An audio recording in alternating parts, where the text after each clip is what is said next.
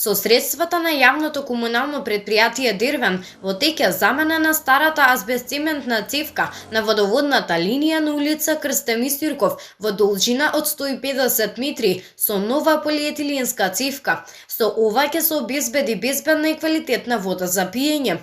По завршување на реконструкција на водоводната линија, општина Велеске издаде налог за реконструкција на дел од улицата на завршниот слој асфалт.